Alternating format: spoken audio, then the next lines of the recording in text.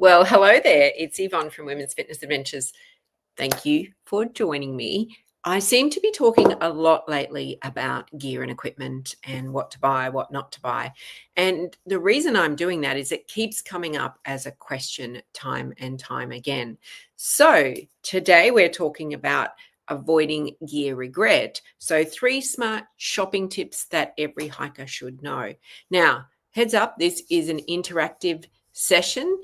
And I'd love for you to share your shopping tips when it comes to hiking gear as well. So I've got some, but I'd love for you to share them, and feel free to start sharing away because I know there's a little bit of delay in some of this. So share away. Welcome if this is your very first time to seeing me and hearing this story, whatever I'm going to talk about, the 3 tips to saving, to smart shopping tips that every hiker should know.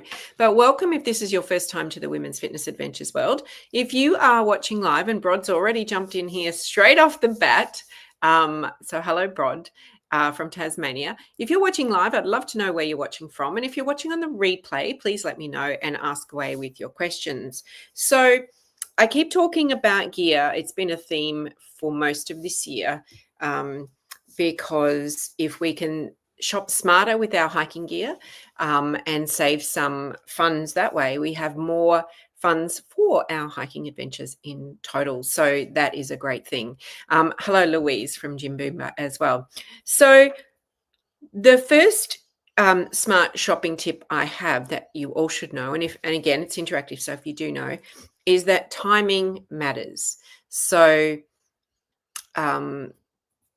when I say timing matters, of course, when you buy it and having it for your adventure matters, but what time of the week that you go shopping really makes a difference. So because I am in charge, I get to go shopping whenever I want.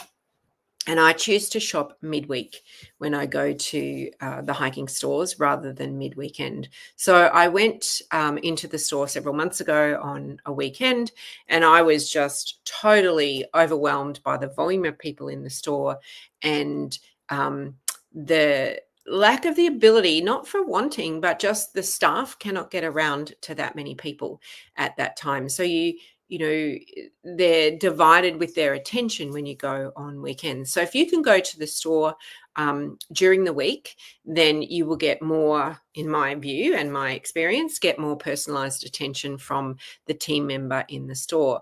Alternatively, if you don't live anywhere near a store, you can ring up the store and ring them up during the week and ask them questions. And, they can be there online, and you can be there, looking online while you're on the call as well, so that you can ask a whole lot of questions around the gear. So the first savvy tip that every hiker should know for smarter shopping is that timing matters. Midweek versus weekend, if you can, because midweek they seem to have more time to work more deeply with you to answer your questions and ensure that you get what you want. So hello, Kerry from Ardrossan. I've been there. Hello, Anne from a very soggy Central Coast. Yes, I saw the forecast there. Alethea from the South Coast, Ellen from Talgano back home, and Suzanne from Brisbane. Hi. So we are talking about smart shopping tips every hiker should know. And if you have a tip, please share that. Now, the second tip that I have is to shop. I've actually just thought of a fourth one, to shop with purpose. So it's really easy and really distracting. I shared this last time, to go into a hiking store and pretty much purchase, all the bright, shiny objects that come in front of you. But really go in with having done a whole lot of research before you go, having spoken to, a lot of people, a lot of hikers before you go, so that you have not only your knowledge that you've gathered from, online reviews and masterclasses and things like that, but also from, anecdotally from all other hikers that you value the opinion of. There's no point in getting advice from someone who doesn't hike. That's totally irrelevant. But, having that knowledge firsthand of what you, well, not firsthand, but just having that knowledge that you've researched around the type of thing that you're wanting to buy, and then having a checklist and questions, and also making sure that, if you are purchasing a particular piece of equipment for a particular reason, that checklist covers all of those. So if you are choosing hiking boots, make sure that you are taking in the pair of shoes you wear most regularly, so they can tell whether your feet are pronated or supinated, or what, how you walk, whether you have bunions, whether you have orthotics, you would take them in as well. You would have on your checklist the type of trails you're wanting to walk. You would have on your checklist the frequency, the volume of kilometers, all that sort of thing. If you don't know, at least, have those questions there, because they may ask you those questions. And then have the checklist. I want to, and of course you've done your research. So I want trail shoes, or I want hiking boots, or I want, mid-range boots or mid-length boots, not, covering my full ankle. I want flat shoelaces. So these might seem like, if you're just starting out, some pretty overwhelming questions, but the more research you do, the more questions you ask, and our members know that they can ask these questions of us and of each other all the time. But if this is news to you, then, research lots of things. And this is what you'll find in our community. So, all of those things will save you not only time, you'll get some kudos in the store as well, but they'll also save you money in the long run. Great point there from Brod. And if you don't have it, Brod says, take the socks you'll be wearing with the footwear, which is a great point. And if you are just starting out and you don't have the socks, then ask for, information about socks. But of course, you should have done or could do some research on socks, knowing that, you want to spend a bit of money on hiking socks. So you want to make sure you get the right ones, that they've got that padding in the places that they need to be, that they're left and right, and that they're fit for purpose. No sense in buying alpine, really super thick socks if you live in a warm tropical climate, or that's where you're going to be hiking. So great point and great pickup there on the socks as well, Brod. Loving you guys sharing your questions. The third one, I've thought of a fourth one, so I'm going to pop this one in, which is the one I just thought of, is that if you have a friend who is an expert or has done lots of hiking and whose opinion you value, go to the store with the friend, because they will give you an objective view.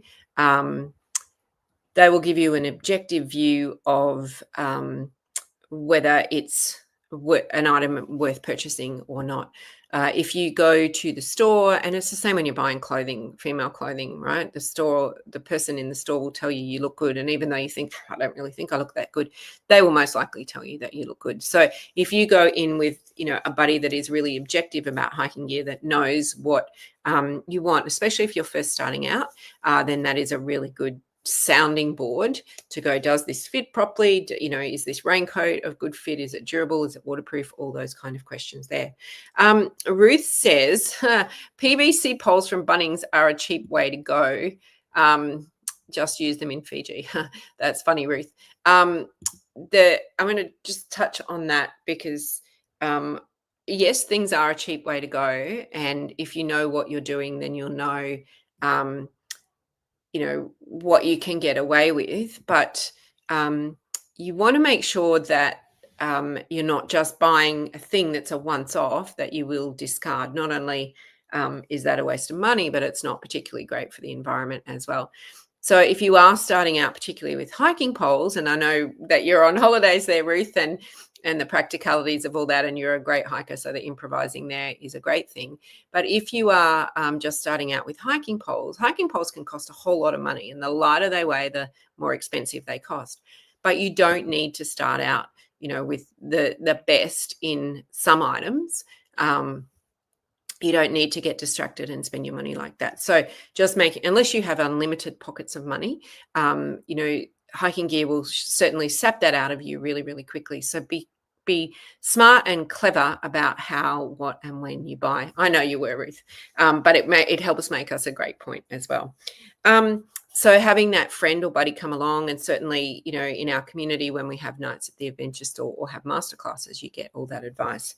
And then the final one, and again, if anyone has any loving the conversation, has any things they want to add to this, is to never pay full price. Now, if any stores are watching this, hopefully you don't change your tactics, but never pay full price. At the adventure store, unless you are in a location where you are only going to be once and you're never going to be back there and there is limited supply of that thing and you need it right now, my advice is to wait for the sales cycle. So stores have taught us, and it started with Kmart many, many years ago. I don't know when everyone noticed, probably about 15 years ago. Whether anyone else noticed is that every 6 weeks they were having things on sale. They would wait and every 6 weeks have about a 15% off sale. So they taught us to wait for the sale. So never pay full price. The key there is to do your research. The key is to get to the point where you know what you want, try on things, and then wait for the sale, because the sale will come. So that is really important to understand that. And if you think of the things that are punctuated throughout the year, there is Mother's Day, there is end of financial year, there is the Black Fridays, there's Father's Day, because they put all sorts of things on sale for Father's Day. There's Christmas sales, there's Boxing Day sales. So there's literally something every 6 to 8 weeks anyway, where you can, with a certain level of confidence, think that the item will be on sale. Additionally, you can sign up to be, our members get a discount at our adventure store partner, but other stores have a smaller percentage of discount that you can sign up to be on their loyalty program. Now, nothing comes for free. So when you sign up to, a store's loyalty program, they of course have your email address and start to understand your purchasing patterns and purchasing behavior. But that's the cost of that exchange. So just bear that in mind. It's, you're not going to get a discount to a store for nothing, because they want your email details and then they want to promote to you. And then that's where you have to go back to this cycle of, when do I buy? How do I not get distracted by shiny objects? What is my checklist? And to make sure that you're always buying on sale. The thing with sales, so when you go into a store in particular, or when you search online in particular, there are things that are on sale. And I know there's a couple of big brand adventure stores out there that I love checking out. And I'm always going on to the sale. Now, sometimes we can be in the off season to the Northern Hemisphere, so we can get great things that are on sale. But sometimes the things that are on sale are the things they could not sell. So you need to be really mindful of that. So again, it is really important of coming back to the checklist to make sure that the thing that you are wanting to buy, whether it is full price or you've waited for the sale, or you find it in the store or online in the bright, shiny, I'm on sale, 2 left rack. The key there is to know what you're looking for, to know that it is, you've done your research, that it is going to fit. Otherwise, it's just going to be like hanging, dollars up in your wardrobe or in your hiking section of your house, and may not get used again. So be really mindful of that, because we all love a sale, we all love a bargain. And if it collides that what you're looking for is in this sale rack and heavily discounted, then even better. That's where the key is to, maybe set some wish lists up, or, have some sort of alerts of when things are going to come on sale for you. Or if you have it amongst your friends, who knows what's going to come on sale, they may know more than you. So I've got more than 3, some other smart shopping tips every hiker should know is that you can also, lots of Facebook groups, lots of marketplace, that sort of thing have hiking gear that you could look at. Just making sure that if you are buying something secondhand, that it is of the quality, that quality price trade-off. So I know my husband has purchased several or helped out with donations several acquaintances by buying old packs and stuff like that have never actually ever been used. So just make sure that, because they weren't fit for purpose, but he just wanted to, here's $10 and I'll get the pack off your hands, but it didn't actually do anything and they ended up getting donated. So Leonie says here, hi Leonie, she has a written wish list and checks regularly when things come on sale. Yeah, and just knowing that sales cycle and the promotional cycle is always going to come up. And, when it's your birthday or Mother's Day or things like that, special occasions, people can what do you want? Well, I'd like a gift voucher to this store, or I would like, these items, and you can actually give people the links. I know it's not a surprise anymore, but that sometimes is the way shopping goes, and we end up with what we want and not chainsaws and things like that. And Ellen says, shopping at a sale with a like-minded friend can be very beneficial because sometimes you have to purchase two of something to get a big discount, e.g. two tops for the price of one. Oh, I love that, Ellen. I hadn't thought of that either, that it is a like-minded friend. And they don't necessarily have to be the same size either. You can just get the 2 for 1, which I think is a really great thing. Ellen says she remembers something like that. Oh, yeah, sorry. Yeah, Ellen and Kerry. Shopping with a friend when we're in New Zealand on our adventure. Yes. It's quite dangerous when we go shopping when we're on adventure, isn't it? So, there are lots of ways, but the thing is to exercise restraint if you can. And especially if you are just starting out, or you find that your shape has changed or your hiking style has changed and you need to refresh or update, or your kit has started to fall apart, is exercise restraint and, wait for the sales, do the research, especially if your pack is due for renewal and you're thinking, I'd like a new backpack. The technical nature of all the gear and equipment is changing so quickly. So work out what it is that you want and, shop around, learn around, ask around, try things on, really have that checklist, really have those questions for the store. Can I take it home and try it? All those sorts of questions are really great ways to know that if it's for you. I've been on a bit of a spending spree lately where going on a recce trip, so an exploratory trip to Turkey in a couple of weeks. So I've been buying things online that I need, that I've been holding off for a long time to buy. And they've been coming home and I've been testing them out. Well, not testing them out. I've been trying them on because most of them have been clothing. And there's 2 items of clothing that are going back. They are just not fit for purpose that I want. One is a new hiking skirt, which just does not work. It doesn't work at all. And the other is a new pair of swimwear that just doesn't work. And perhaps that's because my shape has changed. Perhaps that's because of the manufacturer cut. But being really ruthless about, do you need this? Is it fit for purpose? And when you get it and you have that opportunity to try it within your own environment, does it actually work?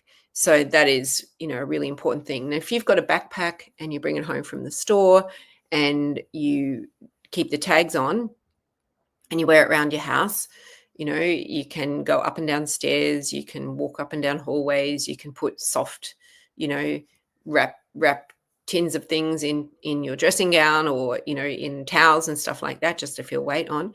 And, if it fits right, if it feels right, you'll know, but you'll also know if it doesn't, and then have that opportunity to take it back, because the right product is out there for you. It just reserves or deserves a little bit of patience to try and find that. So, hiking gear regret, I say this a lot, is real. I have it. I think I say that all the time, but it's particular if you are just starting out or if your gear is getting old, is to really make sure, times move fast in the hiking industry of gear and clothing and equipment, that you are getting the right thing. For example, I needed to, when I first started out with hiking poles, I bought, the $30 pair from Anaconda. They were fabulous. They lasted me, or they worked for me for about 6 or 7 years. And then, or maybe 5. And then I decided that, I'd done enough research. I'd worked with them. I was getting to the point where they weren't fitting in my suitcase. So I upgraded to a pair of Black Diamond, which are a lot more expensive. And my Black Diamond lasted me, what are we, 11 and a half years old now as a company.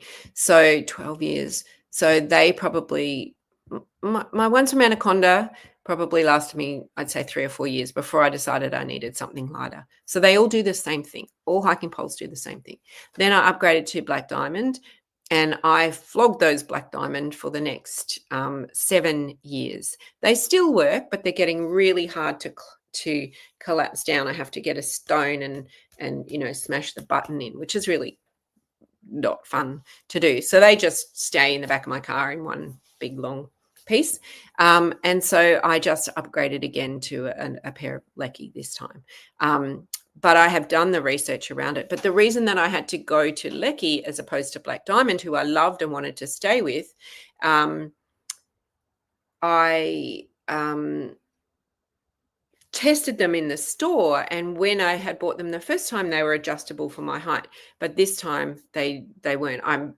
They were still adjustable, but I must be in the wrong height when they analyzed their sales and what was selling, what wasn't, and I must have been just in between the heights. I'm not particularly tall, and so the new ones just did not work for me, so I needed to switch to another brand. So when you need to replace your gear and equipment, be mindful that if you're switching in like for like, that the brand hasn't changed. So always, test it at home, keep the tag on. The same goes for hiking boots. The shoes, the ones I wear, are really hard to get. I'm pretty much, size 8, narrow foot, standard. Everybody wants those ones. So I have to really look around, when are they on sale, because when I want to buy them, they're not generally on sale. But our feet do change over time, especially if, now I have to get some orthotics. So that means my feet are probably going to change and I'll need to go in and try hiking boots on again. So our feet might spread, we might get some plantar fasciitis or something like that, or our arches or something like that. So, really making sure that when you are replacing like for like as well, that you are making sure that it still is a good fit. So really important. Mona says, great advice, especially the tags, keeping the tags on stuff till you've tested it out. But having said that, Paddy Palin were good to me without the label, maybe because I was a member. Yeah, and most stores are pretty good. I mean, if you keep the receipt and, you haven't taken it out and thrown it down the mud and all sorts of things like that, most stores are really pretty good like that. But the more intact you can keep something, the greater the likelihood that you're not going to have any questions at all on the trail. So having said that, this is one of my purchases. So some of you may have seen in some photos of me in Greece last year, I had a red one of these on.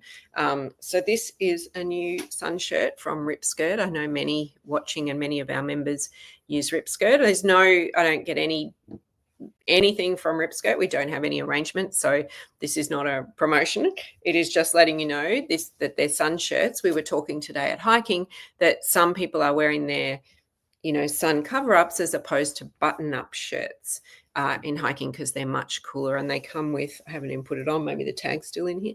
They come with a hood as well. So they're quite good for hiking. You just need to make sure you've got sunscreen or something down there. So if you're wondering what is, so this is one that didn't go back, that will be coming with me on my recce. So really important. But again, I had one of the same size. This one, I've been doing a little bit of workout, so I think I'm a little bit more broad in the shoulders. So just, make sure I didn't take the tag off until I had tested it. So just make sure that with everything that you try and test, and just because it's worked before, it doesn't necessarily mean, in all likelihood it should, but there is that, possibility it may not. You might have changed or they may have changed it slightly. I know they do that with a whole lot of running shoes. They just change the model ever so slightly every new release that they bring out. So hello, Jelena. Hello, Linda. And hello, Suzanne. And hello, Karen from Claremont, who was up there before. So that's it for me for this week. So those 3 smart shopping tips every hiker should know: that timing really matters. Go midweek as opposed to weekend. You'll get better service, in my view. Shop with a purpose. So shop with a purpose, shop with a friend. But have checklists and questions, and avoid the sales rack. And the sales cycle, never pay full price. So, stores have trained us to wait for the promotion. So, just do your research and then wait for that item to come on sale. So that's it for me for this week. Thank you very much for joining me. If you want to know more and you're not a member, visit womensfitnessadventures.com. If anyone wants to continue to share their stories on here, please do, because your knowledge will help someone else. So thanks for tuning in, and I'll catch you next week. Bye.